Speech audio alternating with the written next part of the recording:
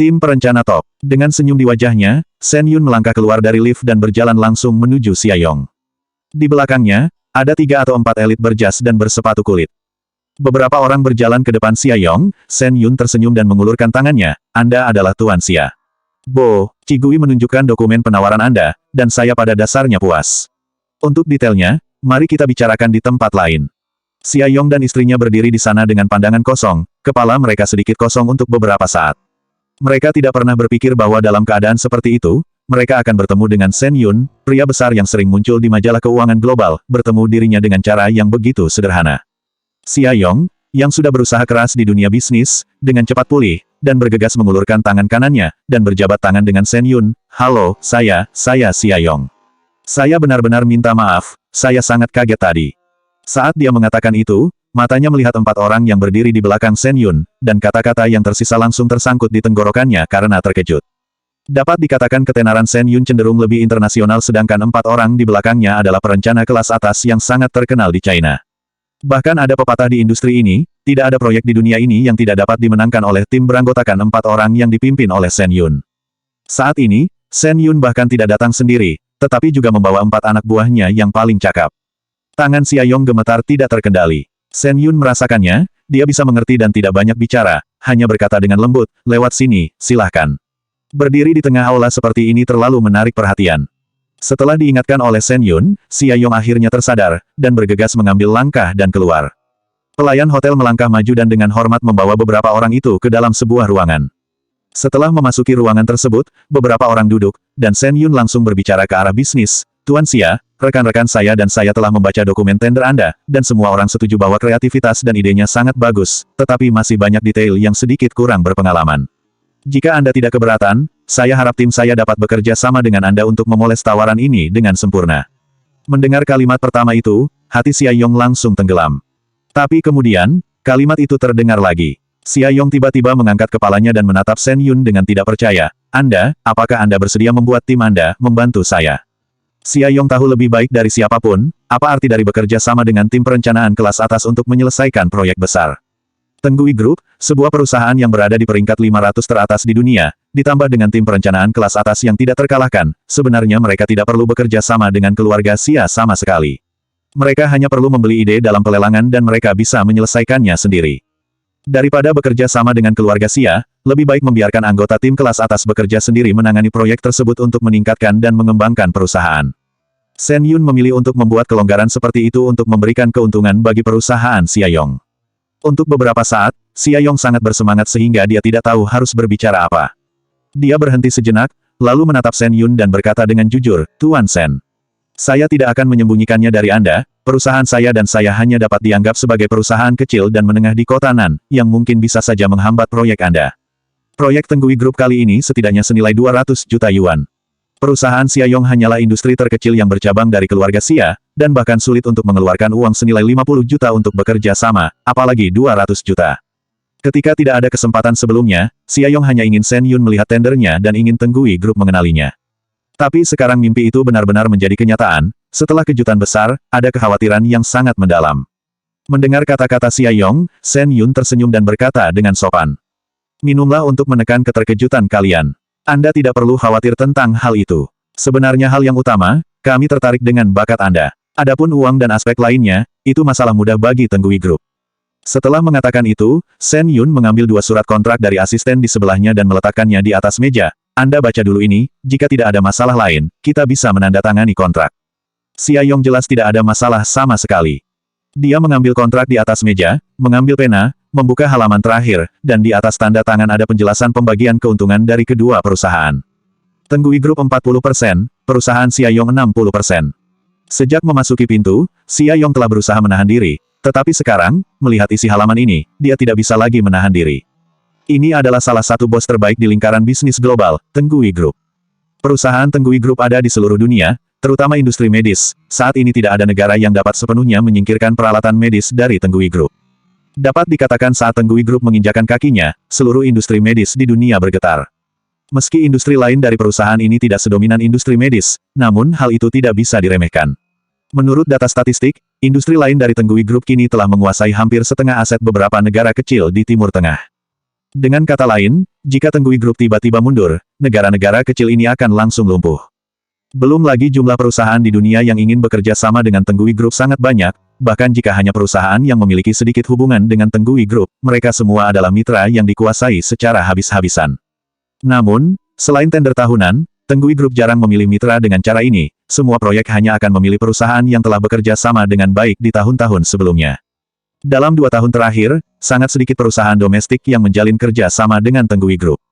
Dan Shen Yun, sebagai salah satu tokoh inti yang telah mengembangkan Tenggui Group ke skala besar, tindakan apapun dapat memicu badai di lingkaran bisnis global. Proyek-proyek sebelumnya yang dapat membuatnya secara pribadi menandatangani kontrak, setidaknya senilai $1 miliar. Untuk Tenggui Group, 200 juta yuan hanya investasi proyek menengah, cukup manajer proyek yang bertanggung jawab untuk maju, bahkan wakil perusahaan tidak perlu maju. Tapi sekarang, Shen Yun tidak hanya membawa tim untuk membahas kerja sama dengan Xia Yong, tetapi bahkan memberinya keuntungan terbesar. Xia Yong merasa seperti ada gumpalan lumpur di kepalanya, dia bahkan tidak tahu bagaimana menuliskan namanya. Ketika dia tersadar, dia melihat Shen Yun sudah menandatangani dokumennya. Saya harap kita bisa bekerja sama dengan baik. Shen Yun mengulurkan tangannya ke Xia Yong lagi dan memperkenalkan tim beranggotakan 4 orang itu sambil tersenyum. Ini Cao Yan, orang yang bertanggung jawab atas tim kami. Jika Anda memiliki pertanyaan, Anda dapat menghubunginya nanti. Cao Yan adalah pria parubaya yang terlihat sangat kaku, berkacamata, dan dengan sopan berjabat tangan dengan Xia Yong. Shen Yun memiliki jadwal yang ketat, dan setelah menandatangani kontrak, dia pergi dengan cepat. Sebenarnya, jika Shen Yun menyukai tawaran Xia Yong, dia tidak perlu datang secara langsung, dia hanya perlu menginstruksikan manajer yang bertanggung jawab atas proyek tersebut. Shen Yun datang sendiri, sebenarnya demi menjaga nama Qi Gui. Shen Yun pergi, dan yang lainnya secara alami mengikuti. Hanya Cao Yan dan Xia Yong yang tersisa untuk mendiskusikan masalah tender setelah itu. Cao Yan duduk di sisi lain meja, dia tidak berbicara dan menunggu 2 orang di meja pulih perlahan. Baru setelah minuman di atas meja mereka benar-benar dingin, Xia Yong dan istrinya akhirnya pulih. Istri Xia Yong mengambil kontrak di atas meja dengan tidak percaya dan membacanya berulang kali, terutama logo Tenggui Group yang tercetak di bagian depan teks, dan kemudian menatap Xia Yong dengan tatapan polos, sayang, ini sungguhan. Kita baru saja menandatangani kontrak dengan Tenggui Group. Suara Xia Yong juga sedikit mengambang, ya. Cao Yan bangkit dan menuangkan segelas air untuk mereka berdua. Cao Yan adalah pria yang serius, bahkan suaranya terdengar sangat berwibawa. Kalian berdua, minumlah air untuk menekan keterkejutan kalian. Cao Yan melihat ekspresi malu keduanya dan secara alami mengubah topik pembicaraan. Setelah Tuan Shen mendapat tender Anda dari Nona Qi, perusahaan kami telah sedikit menyelidiki Anda dan perusahaan Anda. Tuan Xia, Anda benar-benar tidak perlu malu. Bersahajalah, dengan bakat yang Anda miliki, tidak lama lagi Anda bisa mencapai puncak. Silahkan pergi. Xia Yong mengangkat kepalanya dengan cepat. Cao Yan mendorong kacamatanya, dan terdiam beberapa saat, lalu dia berkata, selanjutnya, mari kita bahas rencana berikutnya, dan kalian yang menentukan jadwalnya. Kita bisa secara resmi memulai kerja sama ini besok, bagaimana? Xia Yong mengangguk, oke. Xia Yong terlalu terkejut sekarang, dan ketika dia sadar kembali, dia tidak dapat merasakan apa-apa. Karena Tenggui Group memilih untuk bekerja sama dengannya, itu adalah hal yang normal jika melakukan penyelidikan dasar pada calon rekan kerja. Cao Yan tidak banyak bicara, tapi setiap kalimatnya tepat sasaran. Hanya butuh setengah jam untuk menyelesaikan semuanya. Ketika dia keluar dari hotel, Xia Yong tidak bisa menahan diri untuk tidak menghela nafas panjang, seperti yang diharapkan dari Tenggui Group, efisiensi kerjanya terlalu tinggi. Aku hampir tidak bisa mengikuti pemikirannya. Kau juga tidak lebih buruk dari mereka. Istri Xia Yong tersenyum dan menepuk pundaknya, aku percaya, melalui kerjasama dengan Tenggui Group, kau pasti bisa mencapai puncak lagi. Kita harus berterima kasih kepada Qi Gui, tanpa dia, kau tidak bisa mendapatkan kesempatan untuk berdiri di jajaran kelas atas lagi. Iya, Xia Yong menghela nafas pelan. Dia mengeluarkan ponselnya dan tidak sabar menelepon Qi Gui untuk berterima kasih padanya. Qi Gui sangat tenang, dan hanya menjawab dengan ringan dan sopan, Anda tidak perlu berterima kasih kepada saya. Saya telah menerima hadiah Anda, jadi tentu saja saya harus mengirimkan tender Anda. Saya hanya bertanggung jawab untuk mengirim tender itu, kalau tender Anda dapat dipilih, berarti Anda sudah menyusunnya dengan baik. Mendengar Qi Gui mengatakan ini, Xia Yong dan istrinya terkejut, berarti Qi Gui mendengar mereka, saat mereka membicarakan masalah hadiah itu. Xia Yong menutup telepon dan memandang orang di sebelahnya dengan setengah bercanda, kau kesal saat aku memberikan botol-botol suplemen itu kepada Qi Gui, apakah kau masih kesal sekarang? Istri Xia Yong terdiam, kesal. Istri Xia Yong cukup senang bahwa dia tidak melakukan sesuatu yang berlebihan pada waktu itu. Pada saat ini, Qi Gui sedang duduk di sofa kamarnya, dan Edmund duduk di sisi lain, menuangkan teh hitam yang diseduh ke dalam cangkirnya. Profesor Qi, ini adalah teh hitam paling terkenal di negara kami. Anda selalu menyukai teh, cobalah untuk melihat apa teh ini sesuai dengan selera Anda. Edmund tersenyum dan tidak menanyakan telepon Qi Gui barusan. Sejak terakhir kali mereka bertemu di rumah kakek Jin, Edmund selalu ingin mengunjungi Qi Gui secara langsung. Hanya saja Qi Gui sangat sibuk belakangan ini, dan Edmund akhirnya melihat ada kesempatan di hari ini. Qi Gui mengambil teh dan menyesapnya, matanya berbinar dan berkata, enak. Edmund langsung tertawa, mengeluarkan 3 gentong utuh dari ransel besar di belakangnya, dan meletakkannya di atas meja, ini untuk Anda. Guci itu sedikit berat, dan ketika diletakkan di atas meja, itu mengeluarkan suara, boom, yang teredam. Qi Gui terdiam, ini sangat tidak perlu. Keduanya adalah tokoh kelas atas di bidang penyakit saraf. Setiap hari mereka memperlakukan pekerjaan mereka sebagai bahan, gosip, yang kejam. Topik saat ini juga tidak bisa dipisahkan dari masalah menghadapi penyakit yang tidak dapat disembuhkan. Ketika Chujia dan Yirui kembali dari tempat latihan dan membuka pintu, mereka melihat seorang pria asing bertubuh tinggi dengan rambut pirang dan bermata biru sedang duduk berdua dengan Qi Gui. Mereka terlihat sedang menyeruput teh dengan tenang, sambil berbicara ringan. Pembuluh darah di otak salah potong, dan darah menyembur langsung ke langit-langit. Terakhir kali saya memotong kepala pasien yang terinfeksi parasit, dan itu penuh dengan serangga, serta topik serius lainnya. Chujia dan Yirui kebingungan melihatnya. Qi Gui melihat Chujia dan Yirui kembali, dia meletakkan cangkir teh di tangannya dengan lembut di atas meja, dan berkata kepada Edmund, sudah waktunya pergi makan malam, perhatikan keselamatanmu saat kau pulang. Edmund ikut kebingungan mendengar kalimat Qi Gui. Lebih cepat putus hubungan dengan keluarga Xia. Edmund memandang Qi Gui dalam diam, lalu berkata, pada saat seperti ini, sebagai orang China yang ramah, bukankah seharusnya Anda mengundang saya untuk ikut makan malam? Qi Gui tidak mengubah ekspresi wajahnya, makanan di hotel ini tidak enak. Lain kali kalau ada waktu, aku akan mengajakmu makan makanan yang enak. Chujia dan Yirui masih kebingungan melihat mereka berdua. Sebagai satu-satunya hotel bintang 7 di Beijing, para kokinya dipilih dengan cermat dari seluruh dunia, jadi bagaimana mungkin makanannya tidak enak? Edmund juga sangat tidak percaya, tapi dia tidak bisa melawan ucapan Qi Gui di depan orang lain. Ketika dia berada di luar negeri, dia telah merasakan dedikasi Profesor Qi terhadap uang. Saat itu, di seluruh perguruan tinggi, siapa yang tidak tahu bahwa ada seorang profesor di Departemen Bedah Saraf, jika ditanya tentang masalah medis, dia akan membagikannya tanpa ragu. Meski itu adalah informasi berharga yang sedang dia teliti. Tapi tidak ada niat baginya untuk mengeluarkan uang demi mentraktir orang lain. Edmund hanya bisa bangkit dan mengucapkan selamat tinggal dengan penuh penyesalan. Qi Gui mengantar Edmund ke tempat parkir. Sementara itu, di sisi lain di tempat parkir, Qi Yan, Su Qing dan Xia Jinjin turun dari mobil dan bersiap untuk masuk ke hotel. Mereka juga baru saja kembali dari tempat latihan. Langkah kaki Xia Jinjin tiba-tiba berhenti, dan dia melihat ke arah Qi Gui. Kak Xia, ada apa? Qi Yan dan Su Qing menoleh dengan curiga. Ada sedikit jarak, ketika mereka melihat ke arah kedua orang itu, mereka hanya bisa melihat seorang pria tinggi, berpakaian bagus, berambut pirang masuk ke mobil dari sisi Qi Gui. Apa itu orang asing? Qi Yan bertanya dengan heran, kakakku bahkan mengenal orang asing. Su Qing hanya mengerutkan bibirnya, tidak menjawab Qi Yan, tetapi memandang Xia Jinjin. Kak Xia, apa ada sesuatu yang istimewa tentang pria itu? Xia Jinjin sedikit mengernyit, dan akhirnya menggelengkan kepalanya. Tidak, aku pasti salah lihat. Pemandangan yang samar tadi, dia benar-benar merasa bahwa perawakan pria asing itu sedikit mirip dengan Edmund, seorang ahli bedah saraf yang terkenal secara internasional. Tapi untuk sesaat, dia menolak memikirkan hal itu.